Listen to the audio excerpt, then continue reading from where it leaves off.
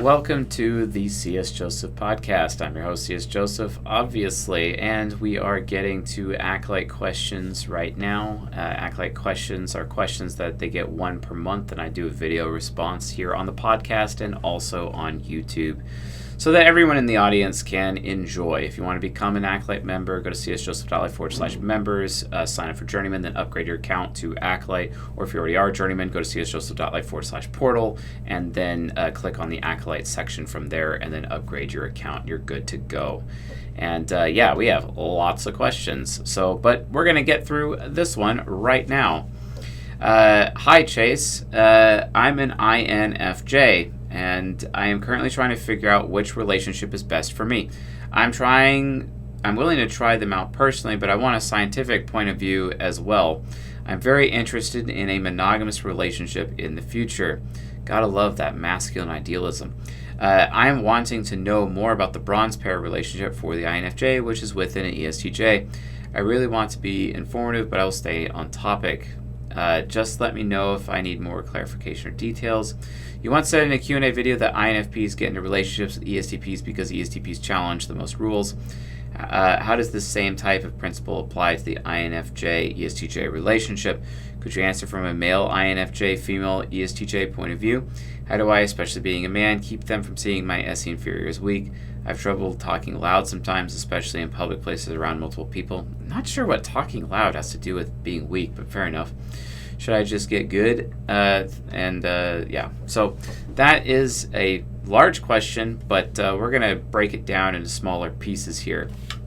So the first thing I really want to address is, how do I, especially being a man, keep them from seeing SE inferiors weak? And by the way, guys, let's not stack so many questions for these Acolyte things. Just keep it to one question, please. So how do you, why hide your SE inferior as a man? SE inferior is a real gift, by the way.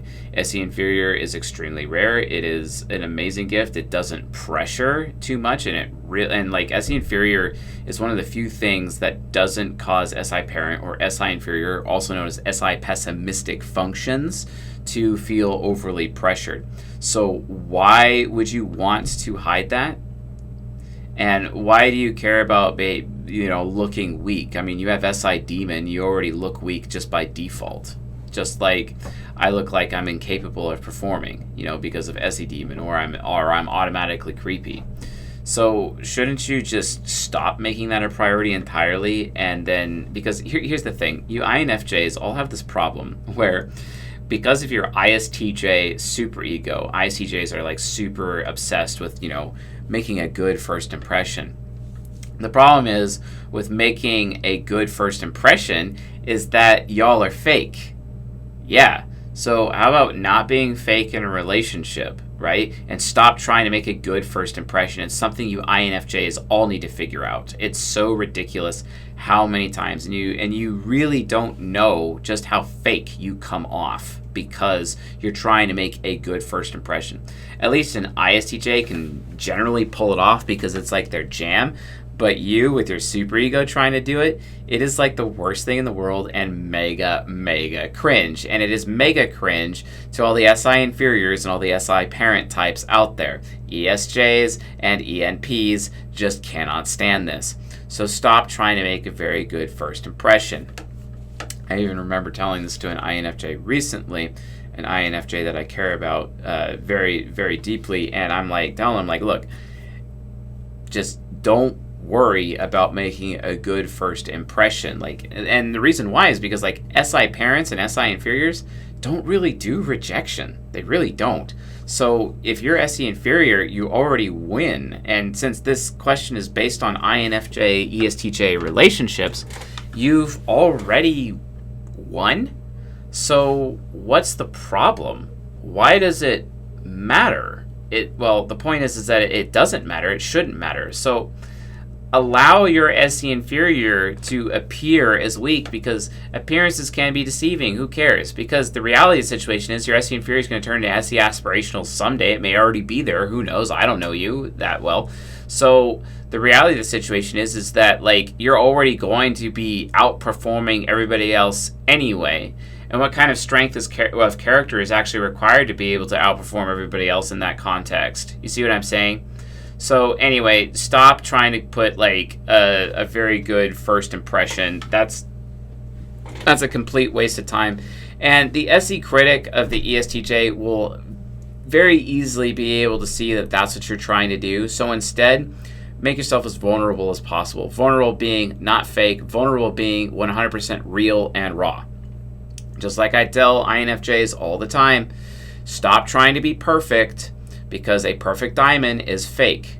It's fake, it's worthless. You want to be that flawed diamond, because that ESTJ woman is going to fall in love with the flaws, okay? Not with the perfections, all right?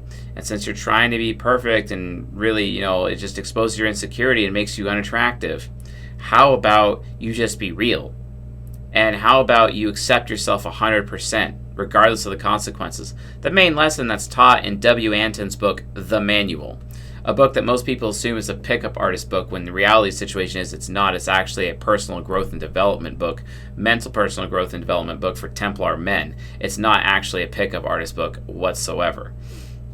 So even though the cover of it definitely makes it look like or seem like it is, that's just a sales gimmick. Let's be honest. So that's very important. Why do INFJs and ESTJs get into a relationship? Well, it's pretty obvious. You know, ESTJs are very systematic. They are very organized and orderly. They're very smart, and the INFJ just wants to be smart just like them, etc. And the ESTJ just wants to be accurate like an INFJ is, right? The ESTJ wants to perform like the INFJ does, okay?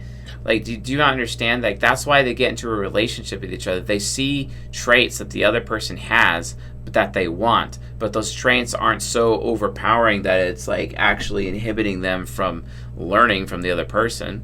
It's literally a relationship based on learning, but it's done in such a way where it just comes off insanely natural. It's just natural.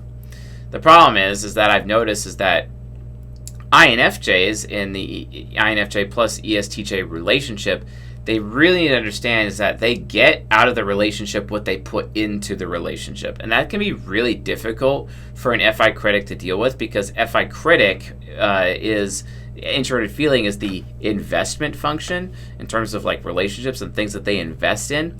And the FI critic causes a lot of self-deprecation through cognitive orbit on the extroverted feeling parent mentally, which can cause a lot of problems.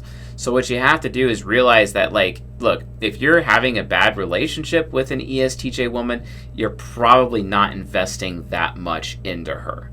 You see what I'm saying? Or you're not investing enough in you, and then wanting to do things or doing things that you want and then taking her along with you and promoting renewed, consistent shared experiences.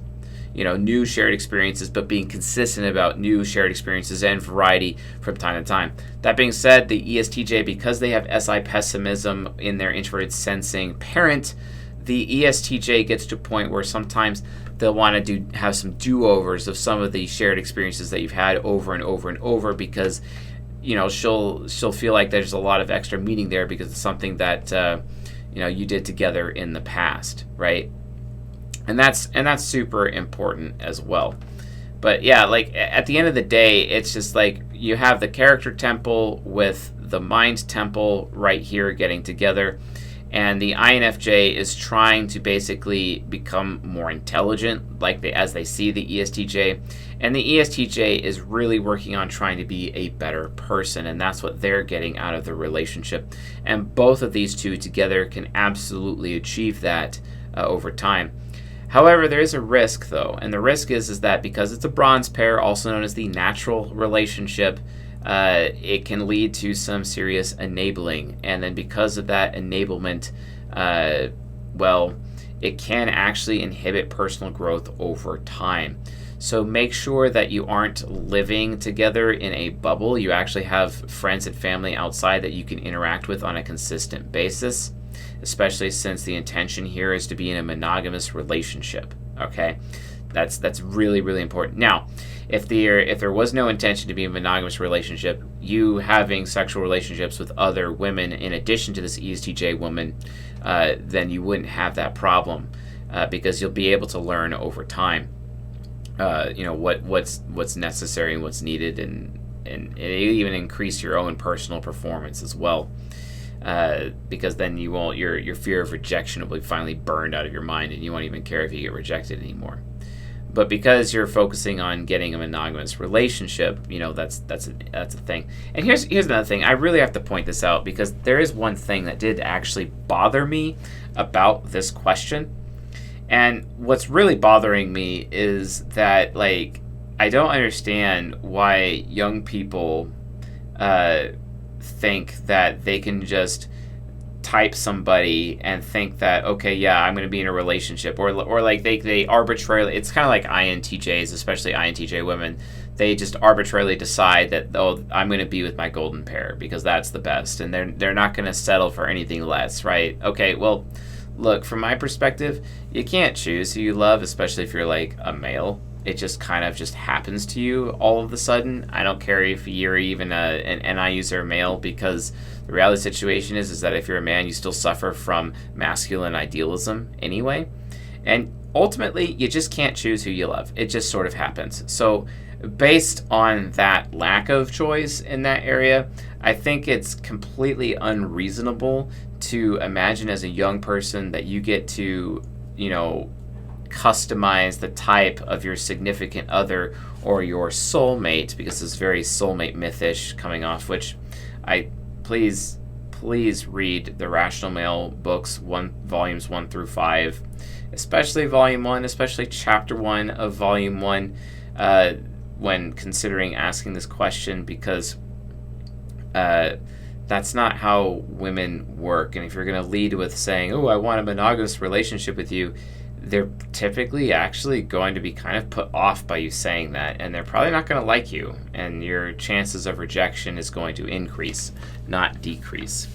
So, but a lot of men get super confused by that. So yeah, but anyway, just stay on point with that, and just realize that you shouldn't be limiting yourself to a particular type. Just let life happen. Stop trying to control it. You know what I'm saying? Just let life happen. That's really the best advice I could give. So anyway, folks, hopefully this answered the question appropriately, and this person is satisfied. I think everyone would be satisfied as a result. So thanks for watching, and I'll see you guys tonight.